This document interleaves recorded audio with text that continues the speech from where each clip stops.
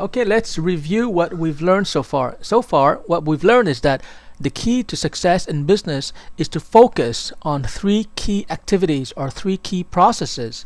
The first process is marketing, and this is represented by the purple arrow, or in this case arrows, because marketing is a process, and therefore you have step number 1, you have step number 2, step number 3, and it can go up to step number 10. And then you have the second activity that is critical to business success, in other words, selling, represented here by the red arrows. And finally, you have the third key activity that I call production, represented by the green arrows. So to succeed in business, you've got to focus on these three critical activities. It's a little bit like tennis. In tennis, you have the service. If you can't serve the ball and get it into play, then you're not going to be able to start the game.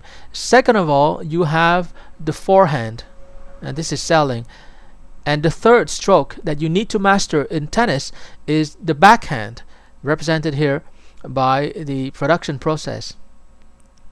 So imagine that you're competing in a tennis tournament and you're missing one of these three strokes, or you're not very good at one of these three key strokes: the service, the backhand, and the forehand.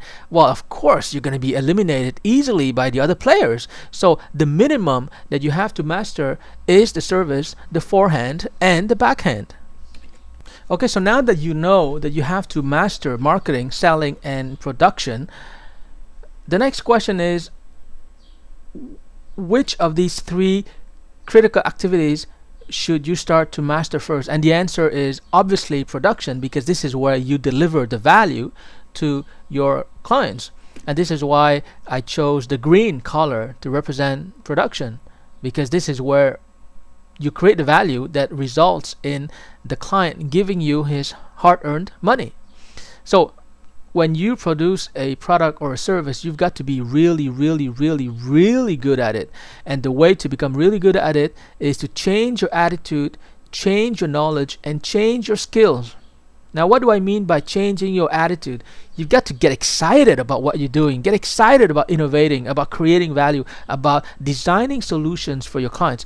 Without excitement, without passion, you cannot go anywhere. It's like a car that has no fuel.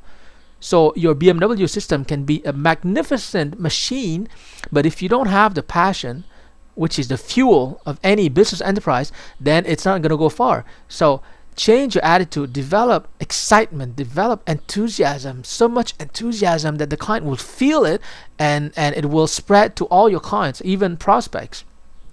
So change your attitude, change your knowledge, in the sense that you've got to acquire everything, all the knowledge that you need to know in order to produce value for your clients. So become an expert in your field. Be established and recognized as the expert, the trusted advisor that your clients will go to when they need advice, when they have a problem, when they have an issue, when they face a challenge. You have to be seen as the ultimate expert. So that is what you have to do in terms of changing and increasing your knowledge. And last but not least, you've got to increase and acquire new skills that are relevant to the way that you design value, the way that you deliver value, whether this value is a product or a service. Next in line, we have your sales process.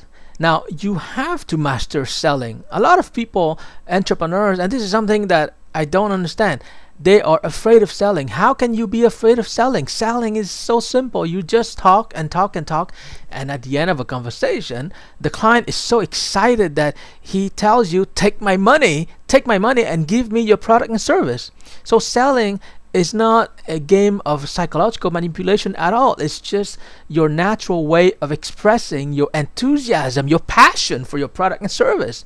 And if you're really passionate about your product and service and solutions, if you're really passionate about improving the lives of your clients, then the client will feel it, because passion is something that is contagious. People can feel it. You can't fake it. So if you're not excited about your product and services, it's going to be very hard to sell. And your sales pitch will sound very fake, will sound inauthentic. So the key to selling is not to sell. The key to selling is to express your natural passion for what you do, and really explain it in a way that is dramatic, so that it brings out the benefits for the client, who then can see that clearly you are the person to give the money to, because you have something that will improve their lives. Of course, passion is not enough. You've got to acquire all the knowledge that you need in order to sell. You've got to be articulate when you present your value proposition. You've got to acquire the skills that are involved in selling. But the important thing is really to have fun selling and really enjoy the time that you spend with your prospects and probable clients and really try to help them. That's what selling is all about. Selling is all about helping your clients to make the right decision. And last but not least, we have the marketing process. Once again, you've got to change your attitude about marketing. You've got to love marketing. You've got to also develop the knowledge regarding marketing. So read as many marketing books as you can, attend seminars, learn how to do marketing, and acquire marketing skills. For example, learn how to use email marketing software like Constant Contact, or learn to write a sales letter, learn to create a website, learn to create a blog. All these are marketing skills that you can easily learn. I have to add here that marketing usually is a function that you can outsource, because it's not as critical as selling, and it's not as critical as production. But you still have to learn it before you can outsource it, because if you don't learn it, then your outsourcing partner will have just too much power.